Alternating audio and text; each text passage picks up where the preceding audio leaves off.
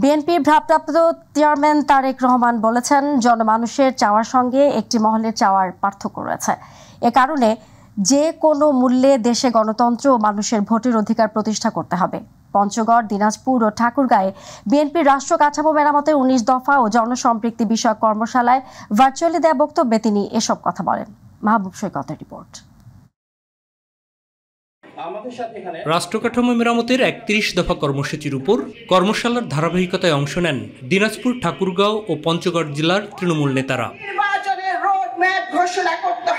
বরাবরের মতো যুক্তরাজ্য থেকে ভার্চুয়াল মাধ্যমে যোগ দিয়ে রাষ্ট্র সংস্কার নিয়ে বিএনপির প্রতিশ্রুতি তুলে ধরেন দলের ভারপ্রাপ্ত চেয়ারম্যান। বাংলাদেশে যে কোনো মূল্যে গণতন্ত্র প্রতিষ্ঠার মাধ্যমে, মানুষের ভোটের অধিকার প্রতিষ্ঠার মাধ্যমে মানুষের অর্থনৈতিক স্বাধীনতাকে প্রতিষ্ঠিত করতে হবে। আগামীতে জনরায় নিয়ে রাষ্ট্র পরিচালনার দায়িত্ব পেলে দেশের মানুষের আকাঙ্ক্ষার বাস্তবায়নের কথাও জানান তিনি। আপনার সংস্কার কার্যক্রমকে যদি আপনার চলমান রাখতে হয়, বাস্তবায়ন করতে হয়, আপনাকে জনগণের কাছে যেতে হবে। অর্থাৎ জনগণ ছাড়া কোনো উপায় নেই আমাদের, এটি মনে রাখতে হবে। আপনি নেতা, জনগণ না থাকলে আপনি নেতা, জনগণ না থাকলে আপনি কিসের নেতা, কেমন নেতা আপনি? গণতান্ত্রিক অধিকার প্রতিষ্ঠা করে ঐক্যবদ্ধভাবে দেশকে এগিয়ে নেওয়ার কথাও জানান বিএনপির শীর্ষ এই নেতা। আমরা চাই ঐক্যবদ্ধভাবে দেশকে সামনে নিয়ে যেতে। আমাদের মধ্যে বিভিন্ন বিষয়ে মতপার্থক্য থাকতেই পারে, থাকাটাই স্বাভাবিক। গণতন্ত্রে মতপার্থক্য থাকবে, এটাই স্বাভাবিক। আমরা বসবো, আমরা আলোচনা করব, আমরা সামনে এগিয়ে নিয়ে যাব। কোনোভাবেই যাতে গণতন্ত্রের উত্তরণ, মানুষের ভোটের অধিকার, রাজনৈতিক অধিকার বাধাগ্রস্ত না হয়। জনসমর্থন পেতে মানুষের দোরগোড়ায় যেতে নেতাকর্মীদের প্রতিও নির্দেশনা দেন তারেক রহমান। আমাদের আজকের এই কর্মশালায় আমরা প্রতিশ্রুতিবদ্ধ হই, যে কোনো মূল্যে আমরা জনগণের স্বার্থে থাকব, যে কোনো মূল্যে আমরা জনগণের পাশে থাকব, যে কোনো মূল্যে আমরা প্রতিদিন অধিক সংখ্যক মানুষের ঘরে এই ৩১ দফা পৌঁছে দিব। মাহবুব সৈকত, মাই টিভি, ঢাকা। বিচার ও সংস্কার ছাড়া জনগণ নির্বাচন মেনে নেবে না বলে মন্তব্য করেছে জামায়াত ইসলামের আমির ডক্টর শফিকুর রহমান। ঢাকা মহানগরী উত্তরে আয়োজিত এক অনুষ্ঠানে তিনি আরও বলেন, বিগত সময়ে যারাই ক্ষমতায় এসেছে তারাই সমাজে জঞ্জাল সৃষ্টি করেছে। এসব জঞ্জাল সংস্কার করতে হবে। আমাদের ব্যক্তি জীবনে নিরাপত্তা ও মর্যাদার অভাব রয়েছে বলেও মন্তব্য করেন তিনি। স্বাধীনতার ৫৪ বছর এমন একটি দেশকে আমরা নিজের মতো করে পেলাম না, গড়তেও পারলাম না। তার ব্যর্থতা জনগণের নয়, এই ব্যর্থতা হচ্ছে রাজনৈতিক নেতৃবৃন্দ এবং দলসমূহের, যারা বিভিন্ন সময় ক্ষমতায় গিয়েছেন। তারা সবচেয়ে বেশি নিজেকে ভালোবেসেছেন, তারা জনগণকে ভালোবাসতে পারেননি। এই জন্য জনগণের ইজ্জত, সম্পদ এবং জীবন কোনোটাই তাদের কাছে নিরাপদ ছিল না। সর্বশেষ ভয়াবহ ফ্যাসিবাদের থাবা আমরা দেখেছি গত বছর জুলাই আগস্ট মাসে। তারা শেষ পর্যন্ত মানুষ খুন করে করেই বিদায় নিয়েছেন। আজকে তাই সব দিক থেকে আওয়াজ উঠেছে, খুনিদের বিচার চাই। প্রধান নির্বাচন কমিশনার এম নাসির উদ্দিন বলেছেন, ঐক্যমত্য কমিশনের সংস্কারের দিকে তাকিয়ে থাকবে না নির্বাচন কমিশন। নিজেদের ক্ষমতার মধ্যে যা যা আছে তা নিয়ে ভোটের প্রস্তুতি নিচ্ছে ইসি। সকালে নির্বাচন ভবনে বাংলাদেশে নিযুক্ত অস্ট্রেলিয়ার রাষ্ট্রদূতের সঙ্গে সাক্ষাৎ শেষে সাংবাদিকদের কথা বলেন সিসি। এ সময় বাংলাদেশকে সব ধরনের সহায়তার আশ্বাস দেন Australian high commissioner Susan Rilee.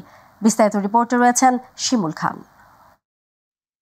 বৃহস্পতিবার প্রধান নির্বাচন কমিশনার এম নাসির উদ্দিনের সঙ্গে নির্বাচন ভবনে বৈঠক করেন বাংলাদেশে নিযুক্ত অস্ট্রেলিয়ান হাই কমিশনার সুনাল রাইলি। বৈঠকে তিনি আগামী নির্বাচন বিষয়ে অস্ট্রেলিয়ান সরকারের দৃষ্টিভঙ্গি তুলে ধরেন। বৈঠক শেষে হাই কমিশনার জানান, আগামী নির্বাচন অংশগ্রহণমূলক ও গ্রহণযোগ্য হবে বলে আশা করে Australia. As it moves towards open, free and fair elections. Australia stands by Bangladesh and we continue to work with you as best we can to support your efforts. Thank you very much. প্রধান নির্বাচন commissioner M Nasir Uddin বলেন, একটি সুষ্ঠু নির্বাচন আয়োজনে প্রতিজ্ঞাবদ্ধ তার commission. Next parliamentary ইলেকশনের জন্য আমাদের কি প্রস্তুতি আমরা নিয়েছি এবং প্রস্তুতি আমরা স্যাটিসফাইড কিনা, প্রস্তুতি যেটা নিয়েছি সেটা উনি জানতে চেয়েছেন। আমি বিস্তারিত জানিয়েছি আমাদের প্রস্তুতি এবং আমাদের রিফর্মস যে বিষয়ে উনি জানতে চেয়েছেন এবং নর্মালি মেজর কী কী রিফর্মস আমরা করার চেষ্টা করছি। আমরা ওভারঅল রিফর্মস নিয়ে ওনারা জানতে চেয়েছেন, সেটা আমরা জানিয়েছি এবং ওনারা একটা এশিওর করেছেন যে ওনারা আমরা যদি কোনো রকমের সাহায্য সহযোগিতা চাই, সাপোর্ট চাই, they are ready to support us. CEC বলেন, রাজনৈতিক বিষয়ে উদ্যোগ নেবে ঐক্যমত কমিশন, তবে ভোটের প্রস্তুতিতে নির্বাচনের আগে যা যা করা দরকার নিজেদের ক্ষমতা বলে সেসব কাজ সম্পন্ন করছে ইসি। এই মামলার নিয়ম হচ্ছে 180 দিনের মধ্যে এটার নিষ্পত্তি করতে হবে। কিন্তু যেহেতু আইনের শাসন ছিল না এবং আমার অপোনেন্ট যে ছিল তাপস, সে সরাসরি কোর্টে হস্তক্ষেপ করত এবং আইনকে প্রভাবিত করে সে এই মামলাটিকে বহুবার বাতিল করানোর চেষ্টা করেছে। এমনকি কোর্টের যারা এইটার দায়িত্বে ছিল এই ট্রাইব্যুনালের, তাদেরকে হুমকি পর্যন্ত দেওয়া হয়েছে, কিন্তু কোনো সময় আমরা কিন্তু ব্যাক আউট করি না। শিমুল খান, মাই টিভি, ঢাকা। জাতীয় ঐকমত্য কমিশনের সহ সভাপতি অধ্যাপক ডক্টর আলী রিয়াজ বলেছেন, কমিশনের লক্ষ্য হলো সবার সঙ্গে আলোচনা করে একটি জাতীয় সনদ তৈরি করা যা সবার কাছে গ্রহণযোগ্য হবে, যার মধ্য দিয়ে আগামীর বাংলাদেশের পথরেখা নির্মাণ করা হবে। সংসদ ভবনে জাতীয় ঐকমত্য কমিশনের সঙ্গে আম জনতা পার্টির বৈঠক শুরুর আগে এসব কথা বলেন তিনি। অধ্যাপক ডক্টর আলী রিয়াজ বলেন, 53 বছরের শাসন কাঠামোর মধ্যে গণতন্ত্রের ঘাটতির কারণে স্বৈরতন্ত্র ও ফ্যাসিবাদী শাসন প্রতিষ্ঠিত হয়েছে। সকলের সঙ্গে আলোচনা করে এমন একটি জাতীয় সনদ তৈরি করা যা সকলের কাছে গ্রহণযোগ্য হবে, যার ভিত্তিতে ভবিষ্যতের বাংলাদেশের পথরেখা নির্মাণ করা যাবে। আমরা 16 বছরের ফ্যাসিবাদী শাসনের মধ্য দিয়ে অগ্রসর হয়েছি, তার নিপীড়ন মোকাবেলা করেছি সকলেই, বাংলাদেশের প্রত্যেকটি নাগরিক, রাজনৈতিক দলের বাইরে যারা আছেন সকলেই সেটা মোকাবেলা করেছে। গত 53 বছর যাবৎ বাংলাদেশের শাসন কাঠামোয় এক ধরনের গণতন্ত্রের যে ডেফিসিট বা ঘাটতি আমরা লক্ষ্য করেছি, প্রতিষ্ঠানে যে দুর্বলতা লক্ষ্য করেছি, তারই ধারাবাহিকতায় আসলে একটি ফ্যাসিবাদী শাসন প্রতিষ্ঠিত হয়েছিল। গণতন্ত্রে ফিরে যেতে অনেক সমস্যা রয়েছে বলে মন্তব্য করেছেন বিএনপি মহাসচিব মির্জা ফখরুল ইসলাম আলমগীর। অন্যদিকে দলের স্থায়ী কমিটির সদস্য আমির খসরু মাহমুদ চৌধুরী বলেছেন, নির্বাচন কমিশনের ভোটের প্রস্তুতি শুরু ইতিবাচক, তবে জাতির সামনে ভোটের দিনক্ষণ প্রকাশ করতে হবে। গুলশানে বিএনপি চেয়ারপারসনের রাজনৈতিক কার্যালয়ে লিয়াজো কমিটির বৈঠক শেষে তিনি এসব কথা বলেন। ইলিয়াস মাতবরের রিপোর্ট। বিকেলে গুলশানে বিএনপি চেয়ারপারসন বেগম খালেদা জিয়ার রাজনৈতিক কার্যালয়ে বাংলাদেশ জন অধিকার পার্টি ও গণতান্ত্রিক বাম ঐক্যের সঙ্গে পৃথক বৈঠক করে বিএনপি। বৈঠক শেষে বিএনপির স্থায়ী কমিটির সদস্য আমির খসরু মাহমুদ চৌধুরী বলেন, জনগণ ভোট দিতে প্রস্তুত, কারা গণতন্ত্র চায় এবং কারা চায় না সেটা দেশের জনগণকে ঠিক করতে দেয়া হোক। অবশ্যই ভোটের মাধ্যমে তো ক্ষমতায় যাবে, এটা কি যারা গণতন্ত্রে বিশ্বাস করে তারা তো এটাই মনে করবে, তাই না? ভোট হবে, ক্ষমতায় যাবে, জনগণের নির্বাচিত সদস্যরাই নির্বাচিত হয়ে সংসদে যাবে, ক্ষমতায় যাবে, এটাই তো গণতন্ত্র। এটা বুঝতে অসুবিধা হওয়ার কোনো কারণ তো নেই। অন্যদিকে নয়াপল্টনে বিএনপির কেন্দ্রীয় কার্যালয়ে এক সংবাদ সম্মেলনে ভয়াবহ অপরাধী আওয়ামী নেতাদের জামাই আদরে আদালতে হাজির করা হচ্ছে বলে মন্তব্য করেছেন দলের সিনিয়র যুগ্ম মহাসচিব রুহুল কবির রিজভী। ওরা যেটা করছে, তাদের কাছে আছে প্রচুর টাকা, অনেক টাকা পাচার করেছে, কিছু টাকা তো রয়ে গেছে, এগুলো দিয়েই তারা বিভিন্ন ধরনের খুনে বাহিনী, ভাড়াটিয়া বাহিনী তারা তৈরি করে বিভিন্ন জায়গায় আক্রমণ করছে। না হলে রাত 3টার সময় মানবেন্দ্র ঘোষের বাড়িতে তারা কিভাবে আগুন দিল, একটি গ্রামের মধ্যে, একটি বাড়ির মধ্যে। তো সুতরাং এটা তো হচ্ছে একটা মানে ক্রিমিনাল অফেন্স, এটা তো দমন করবে সরকারের আইন শৃঙ্খলা বাহিনী। অন্যদিকে উত্তরের 3 জেলায় তৃণমূল নেতাদের নিয়ে কর্মশালায় ভার্চুয়াল মাধ্যমে বক্তব্য রাখেন দলের মহাসচিব মির্জা ফখরুল ইসলাম আলমগীর। গণতন্ত্রে যে আমরা ফিরে যাব তার সেই ব্যাপারে আজকে অনেক বাধা বিপত্তি উপস্থিত হয়েছে, কিন্তু একটা ব্যাপার সত্য উপস্থাপিত হয়েছে যে সংস্কার প্রায় সবাই চায়, এবং এটা প্রমাণিত হয়েছে যে বিএনপি হচ্ছে সেই দল যেই দল প্রথম থেকেই সংস্কার দিয়েই বাংলাদেশকে পরিবর্তন আনতে চেয়েছে, শহীদ প্রেসিডেন্ট জিয়া রহমানের সময় থেকেই। প্রধান উপদেষ্টা ডক্টর মোহাম্মদ ইউনূস বলেছেন, এখনকার মানব সভ্যতা আত্মবিধ্বংসী। এই প্রবণতা বিশ্বকে ধ্বংসের মুখে ঠেলে দিচ্ছে। এ সভ্যতা বিশ্বজুড়ে বর্জ্য তৈরি করছে, একসময় যা মানব জাতিকে বিনাশ করবে। বৃহস্পতিবার দোহায় কাতার বিশ্ববিদ্যালয়ে 3-0 তত্ত্বের ওপর দেয়া বক্তব্যে তিনি এসব কথা বলেন। পরে ডক্টর মোহাম্মদ ইউনূস কাতারের প্রধানমন্ত্রী শেখ মোহাম্মদ বিন আব্দুল রহমান বিন জাসেম আল সানির সঙ্গে বৈঠক করেন। সাইদুর রহমান আবিরের রিপোর্ট। দোহায় কাতার বিশ্ববিদ্যালয়ে ৩-০ একটি বিশ্ব নির্মাণ, 0 নেট কার্বন নির্গমন, 0 সম্পদ মজুদ এবং 0 বেকারত্ব শীর্ষক অধিবেশনে 3-0 তত্ত্বের উপর কথা বলেন বাংলাদেশের অন্তর্বর্তীকালীন সরকারের প্রধান উপদেষ্টা ডক্টর মোহাম্মদ ইউনূস। এ সময় তিনি বলেন, বর্তমান মানব সভ্যতা আত্মবিধ্বংসী। এই প্রবণতা বিশ্বকে ধ্বংসের মুখে ঠেলে দিচ্ছে। এই সভ্যতা বিশ্বজুড়ে বর্জ্য তৈরি করছে, যা একসময় ধ্বংসের কারণ হয়ে দাঁড়াবে। They say the environment is going in the direction that will destroy this whole planet. And in the process we'll be destroyed. Because we created a civilization based on waste creation, if I can make it a simple statement. Every day we are creating waste. Doctor Yunus বলেন, 3-0 motive নিয়ে কাজ করতে পারলে এই সভ্যতার পরিবর্তন সম্ভব। এ সময় তরুণদের চাকরির দিকে না ছুটে উদ্যোক্তা হওয়ার আহ্বান জানান তিনি। World of 3 zeros. That's an imagination, the fiction. But if it touches you, oh, that makes sense to me. It will happen. So don't ignore it. If you don't like it, it's okay. If you don't like that world of 3 zeros, you make a world of 100 zeros, your world of no zeros, whatever you want. But imagine it. Don't just say, this is rubbish. Okay, it's rubbish. But create your imagination. What kind of world you want. তরুণদের স্বপ্নবাজ হওয়ার তাগিদ দিয়ে প্রধান উপদেষ্টা তরুণ প্রজন্মকে science ফিকশনের পাশাপাশি social fiction লেখার আহ্বান জানান। তিনি বলেন, দারিদ্রতা দরিদ্ররা তৈরি করে না, এটি তৈরি করে system. Poverty is not created by the poor people. System that we developed in the world creates it every day. And we are teaching you how to do it. Strengthen that system. That's the problem.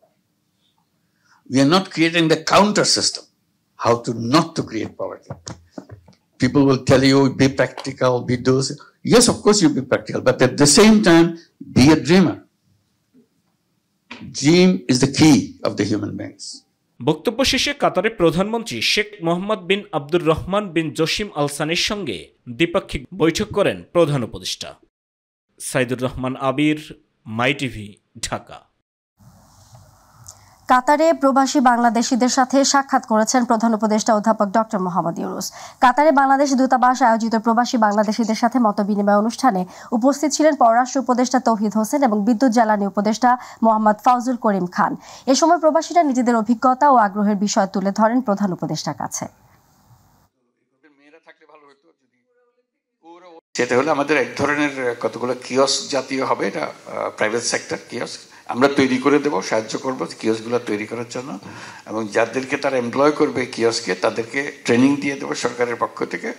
এটার নাম হলো নাগরিক সেবা কেন্দ্র। আপনার কোনো রকমের কোনো জিনিসের জন্য, পাসপোর্টের জন্য, পাসপোর্টের জন্য কিংবা দলিল দস্তাবেজ, তারপরে ট্যাক্স দেওয়া, লাইসেন্স পাওয়া, যেগুলো সরকার দেয়, রিনিউ করা, পাসপোর্ট রিনিউ করা, অন্যান্য জিনিস রিনিউ করা, এই সব সেবা কেন্দ্রের মাধ্যমে হবে। প্রধান উপদেষ্টা অধ্যাপক মোহাম্মদ ইউনূস 4 দিনের কাতার সফরের শেষ দিনে আজ বৃহস্পতিবার দেশটির প্রধানমন্ত্রী শেখ মোহাম্মদ বিন আব্দুর রহমান বিন জসিম আল সানির সঙ্গে বৈঠক করেছেন। দোহায় প্রধানমন্ত্রীর কার্যালয়ে হওয়া বৈঠকে বাংলাদেশের সরকার প্রধান হিসেবে ডক্টর মোহাম্মদ ইউনূসের নেতৃত্বকে স্বাগত জানিয়েছেন কাতারের প্রধানমন্ত্রী। এ সময় বাংলাদেশের পাশে থাকারও অঙ্গীকার করেন তিনি। প্রধান উপদেষ্টার প্রেস সচিব শফিকুল ইসলাম এই তথ্য জানিয়েছেন। কাতারের যে প্রাইম মিনিস্টারের সাথে ওনার একটা কলন হয়েছে, ওইখানে উনি ওনাকে রিসিভ করেছেন এবং এইখানেও আমি বলবো যে খুবই সৌহার্দ্যপূর্ণভাবে খুবই ফ্রুটফুল একটা আলোচনা হয়েছে। সেখানে মূল ছিল যে কাতারের লিডারশিপ, কাতারের প্রাইম মিনিস্টার ওনার লিডারশিপের প্রতি উনি বলেছেন যে you can count on our আপনাকে লিডারশিপের আমরা উনি ফুল সাপোর্টটা জানিয়েছেন। দীর্ঘ 2 মাসের আন্দোলন ও 58 ঘন্টার আমরণ অনশনের পর জয় পেয়েছে খুলনার প্রকৌশল ও প্রযুক্তি বিশ্ববিদ্যালয়ের শিক্ষার্থীরা। বুধবার দিবাগত রাতে বিশ্ববিদ্যালয়ের উপাচার্য ও উপ-উপাচার্য অব্যাহতির ঘোষণার মধ্য দিয়ে আন্দোলন থেকে সরে এসেছেন শিক্ষার্থীরা। ক্যাম্পাসে হয়েছে আনন্দ মিছিল। সবকিছু ঠিক থাকলে আগামী 4 মে শুরু হবে বিশ্ববিদ্যালয়ের একাডেমিক কার্যক্রম। গত ফেব্রুয়ারিতে সহপাঠীদের ওপর হামলার প্রতিবাদে উত্তাল হয়ে ওঠে কুয়েট। শিক্ষার্থীরা উপাচার্যের পদত্যাগ, রাজনীতি নিষিদ্ধ সহ 6 দফা দাবি তুলে ধরেন। এক পর্যায়ে তারা ক্লাস পরীক্ষা বর্জন করে আন্দোলনে নামেন। অবশেষে বুধবার মাঝরাতে শিক্ষা মন্ত্রণালয়ের প্রজ্ঞাপনে সব আন্দোলনের সমাপ্তি আর স্বস্তি নিয়ে হলেই অবস্থান করছেন শিক্ষার্থীরা। প্রকৌশল ও প্রযুক্তি বিশ্ববিদ্যালয়ে সাম্প্রতিক ঘটনাবলীর পরিপ্রেক্ষিতে সংকট নিরসন এবং শিক্ষা কার্যক্রম দ্রুত শুরু করার লক্ষ্যে বিশ্ববিদ্যালয়ের উপাচার্য এবং উপ-উপাচার্যকে দায়িত্ব থেকে অব্যাহতি প্রদানের আজ 24 এপ্রিল দেশের পোশাক শিল্পে এক শোকাবহ দিন। এদিনে সাভারের রানা প্লাজা ধসে 1136 জন শ্রমিকের করুণ মৃত্যু হয়। আহত হন 2000-এর বেশি। ধীরে ধীরে 12 বছর পার করল মর্মান্তিক দুর্ঘটনা। রানা প্লাজা ট্রাজেডির এক যুগ পেরিয়ে গেলেও নিষ্পত্তি হয়নি মামলা, শেষ হয়নি বিচার। দিনটি ঘিরে নানান শ্রমিক সংগঠন আয়োজন করেছে নানা কর্মসূচি। আরও জানাচ্ছেন আতিকুর রহমান তিতাস। ঢাকা আরিচা মহাসড়কের সাভার বাস স্ট্যান্ডের পাশে অবস্থিত রানা প্লাজায় থাকা পোশাক কারখানার শ্রমিকরা প্রতিদিনের মতো ওই দিন সকাল 8টায় হাজির হন নিজ নিজ কর্মস্থলে। উৎপাদনও শুরু করেন নির্ধারিত সময়ে। হঠাৎ 9:30টার দিকে বিকট শব্দ, আশেপাশে উঠতে থাকে ধুলোবালি, ধসে পড়ে রানা প্লাজা ভবন। শুরু হয় আহত শ্রমিকদের হাজারি। উদ্ধারে এগিয়ে আসেন স্থানীয়রা। পরে তাদের সঙ্গে যুক্ত হয় সেনাবাহিনী, নৌবাহিনী, fire service, answer, RAB, police সদস্যরা। চলে বিরতিহীন উদ্ধার অভিযান। রানা প্লাজার প্রথম তলায় ছিল বিভিন্ন দোকান, দ্বিতীয় তলায় ছিল দোকান আর ব্যাংক, তৃতীয় তলায় নিউ ওয়েব বটমস লিমিটেড, চতুর্থ ও পঞ্চম তলায় new web style limited, Phantom tag limited, ষষ্ঠ ও সপ্তম তলায় ethernet limited garments. Rana plaza থেকে 1136 জন শ্রমিকের লাশ উদ্ধার করা হয় আর 2438 শ্রমিককে আহত অবস্থায় উদ্ধার করা হয়। তাদের মধ্যে অনেকেই পঙ্গুত্ব বরণ করেন, অনেকে আবার মানসিক রোগীও হয়ে পড়েছেন। দীর্ঘ 12 বছরেও নিষ্পত্তি হয়নি এ বিষয়ে দায়েরকৃত মামলা, শেষ হয়নি বিচার। 3 বছর আগে শুরু হওয়া সাক্ষ্যের 5 ভাগের 1 ভাগও শেষ হয়নি। মামলায় 594 জন সাক্ষীর মধ্যে 83 জনের সাক্ষ্য গ্রহণ শেষ হয়েছে। 84 জনের সাক্ষ্য গ্রহণ বর্তমানে চলমান। 28 এপ্রিল মামলার পরবর্তী সাক্ষ্য গ্রহণে আদালতের নতুন দিন ধার্য করা হয়েছে। অন্যদিকে একই ঘটনায় দায়ের করা ইমারত নির্মাণ আইনের মামলা উচ্চ আদালতের আদেশে স্থগিত রয়েছে। মামলা স্থগিত থাকায় অভিযোগ গঠনে 8 বছরও শুরু হয়নি সাক্ষ্য গ্রহণ। আতিকুর রহমান তিতাস, মাই টিভি। কক্সবাজার শহরের বাকখালী নদী বন্দরের জমি পরিদর্শন করেছেন নৌ পরিবহন, শ্রম ও কর্মসংস্থান মন্ত্রণালয়ের উপদেষ্টা ডক্টর সাখাওয়াত হোসেন এবং বন, পরিবেশ ও জলবায়ু পরিবর্তন মন্ত্রণালয়ের উপদেষ্টা রিজওয়ানা হাসান। সকালে পরিদর্শনকালে বাকখালী নদীর দখল, দূষণ ও পর্যবেক্ষণ করেন তারা। এছাড়া বাকখালী নদীর সীমানায় অবৈধ দখলদারদের স্থাপনা নির্মাণ, নদীর তীরের প্যারা বন ধ্বংস, অপরিকল্পিত ড্রেজিং, ময়লা আবর্জনার স্থাপনা সহ বিভিন্ন বিষয়ে সরজমিনে পরিদর্শন করেন দুই উপদেষ্টা।